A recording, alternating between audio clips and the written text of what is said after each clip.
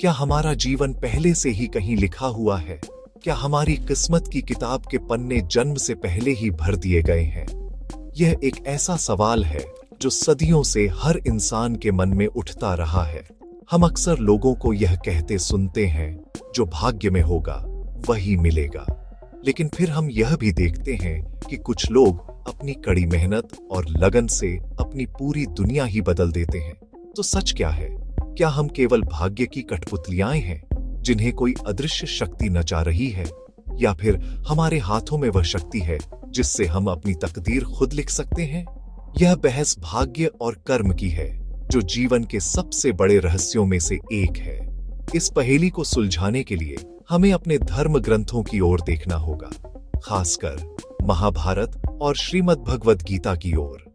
ये ग्रंथ सिर्फ कहानियां नहीं हैं, बल्कि जीवन जीने की कला सिखाते हैं। वे हमें बताते हैं कि भाग्य और कर्म दोनों ही जीवन के महत्वपूर्ण हिस्से हैं, लेकिन दोनों का रिश्ता बहुत गहरा और समझने लायक है। भाग्य हमें शुरुआती परिस्थितियां देता है, जैसे हमारा जन्म कहां और किस परिवार में हुआ।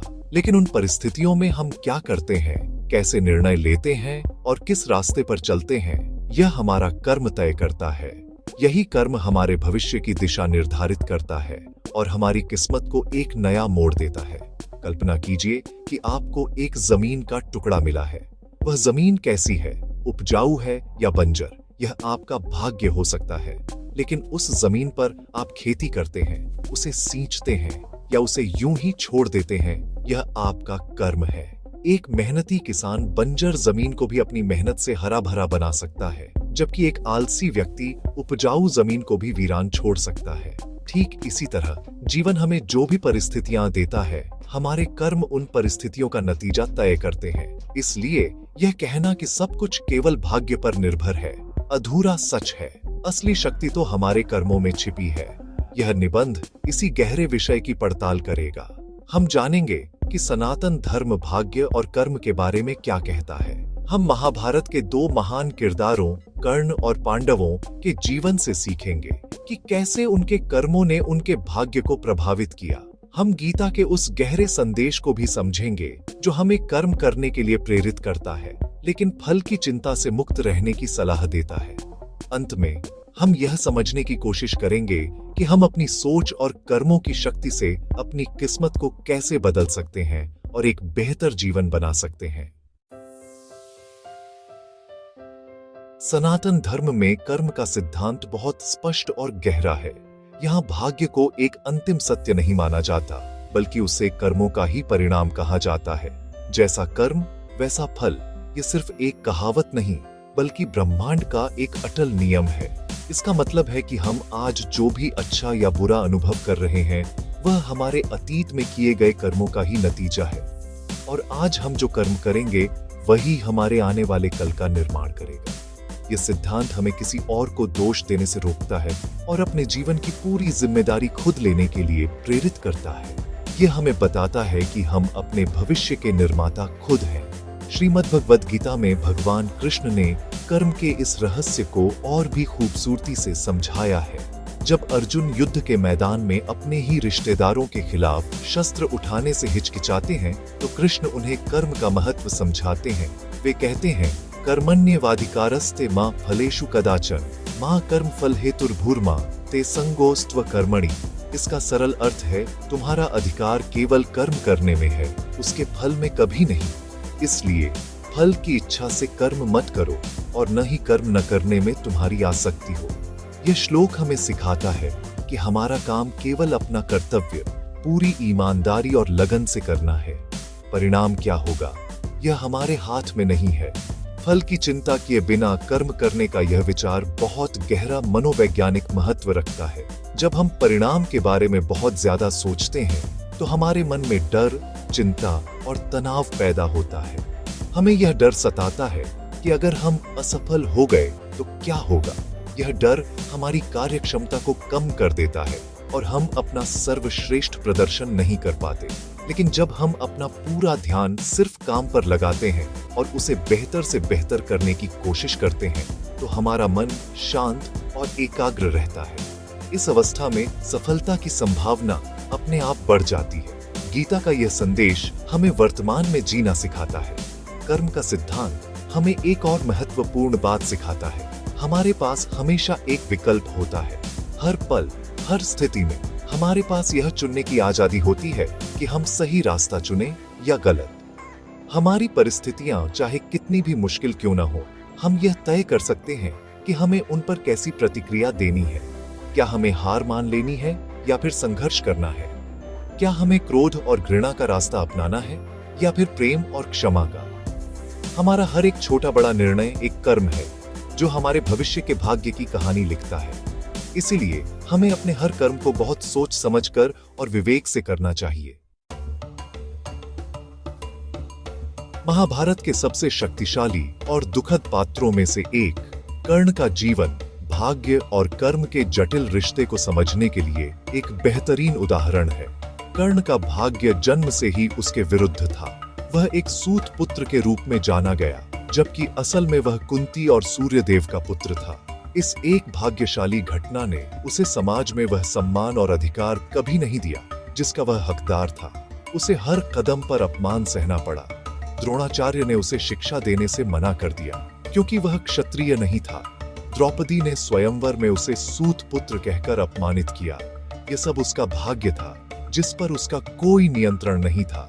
लेकिन कर्ण के जीवन की कहानी सिर्फ उसके दुर्भाग्य की नहीं है, बल्कि उसके कर्मों की भी है। भाग्य ने उसे जो परिस्थितियां दी, उन पर उसने जो प्रतिक्रियाएं दी, वे उसके कर्म थे। जब समाज ने उसे ठुकराया तो दुर्योधन ने उसे अपनाया और अंग देश का राजा बनाकर सम्मान दिया। इस एक घटना के प्रति कृतज्ञता ने कर्ण के पूरे जीवन की दिशा बदल दी। उसने दुर्योधन की हर सही गलत बात का साथ देने का वचन ले लिया। यह उसका कर्म था, उसका अपना निर्णय था। वह चाहता तो धर्म और अधर्म के बीच का अंतर समझ सकता था, लेकिन उसने मित्रता को धर्म से ऊपर रखा और अधर्म के पक्ष में खड़ा हो गया।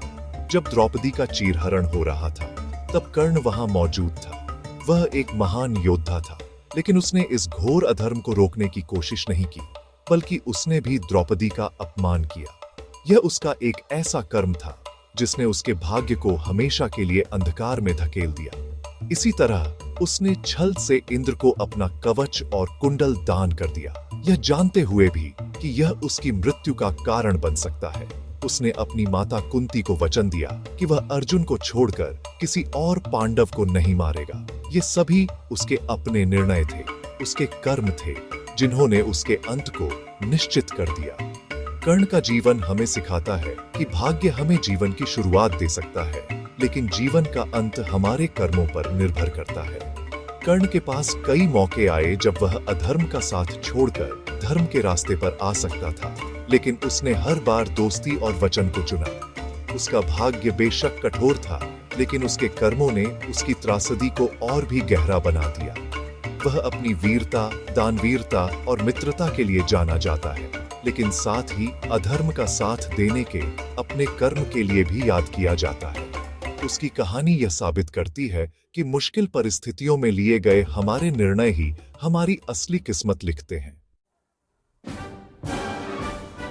दूसरी ओर पांडवों का जीवन यह दिखाता है कि कैसे सही कर्मों और दृढ़ संकल्प से भाग्य को भी चुनौती दी जा सकती है। पांडवों का भाग्य भी कोई बहुत अच्छा नहीं था। उन्होंने बचपन में ही अपने पिता को खो दिया। उनके चाचा धृतराष्ट्र और चचेरे भाई कौरव हमेशा उनसे ईर्ष्या करते थे और उन्हें मारने की साजिशें रचते थे। उन्हें लाक्षागृह में जलाकर मारने की कोशिश की गई। उनसे उनका राज्य छीन लिया गया और उन्हें जुए में अपनी पत्नी द्रौपदी को भी दांव पर लगाना पड़ा। उन्हें 13 वर्षों का वनवास और अज्ञातवास झेलना पड़ा। ये सब उनके भाग्य की कठोर परीक्षाएं थीं। लेकिन इन कठिन परिस्थितियों के बावजूद पांडवों ने कभी धर्म का मार्ग नहीं छोड़ा। यह उनका कर्म था। वनवास के दौरान उन्होंने सिर्फ समय नहीं बिताया, बल्कि खुद को और भी शक्तिशाली बनाने के लिए तपस्या की और दिव्यास्त्र प्राप्त किए।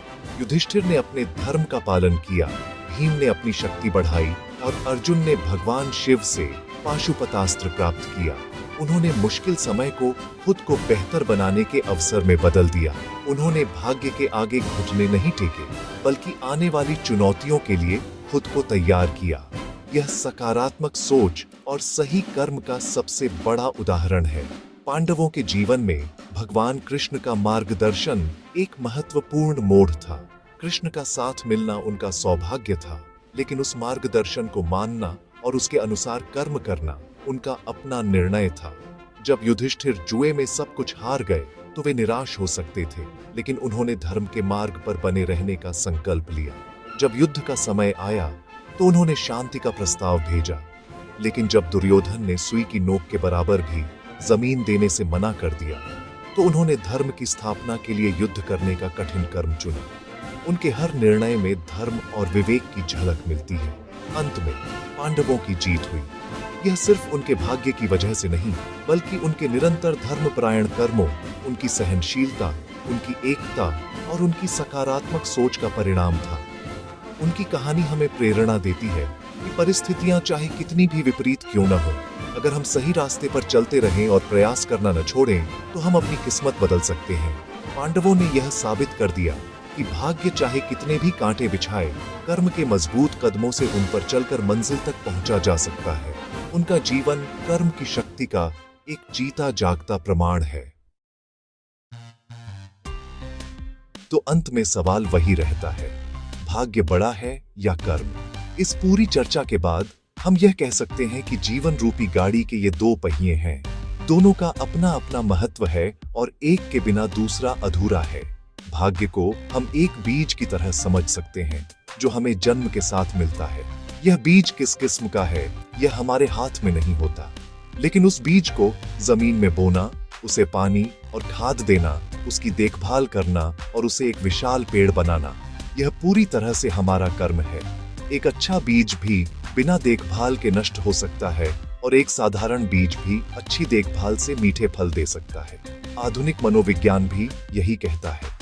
हमारी परिस्थितियां यानी भाग्य हमारे जीवन को प्रभावित करती हैं, लेकिन हमारी मानसिकता और हमारे कार्य यह तय करते हैं कि हम उन परिस्थितियों से कैसे निपटते हैं। जिन लोगों की सोच सकारात्मक होती है यानी ग्रोथ माइंडसेट, वे चुनौतियों को अवसर के रूप में देखते हैं और मेहनत से अपनी स्थिति को बदल लेते हैं। वहीं नकारात्मक सोच वाले लोग, जिन्हें फिक्स्ड माइंडसेट कहा जाता है, अपनी असफलताओं के लिए भाग्य को दोष देते हैं और प्रयास करना छोड़ देते हैं। इस तरह हमारी सोच भी एक तरह का कर्म है जो हमारे भविष्य को आकार देती है। इसलिए हमें भाग्य के भरोसे हाथ पर हाथ धरकर नहीं बैठना चाहिए। हमें यह नहीं सोचना चाहिए कि जो किस्मत में लिखा है वह तो मिलकर ही रहेगा। सच तो यह है कि किस्मत की किताब खाली है और उसकी कलम हमारे कर्मों के हाथ में है।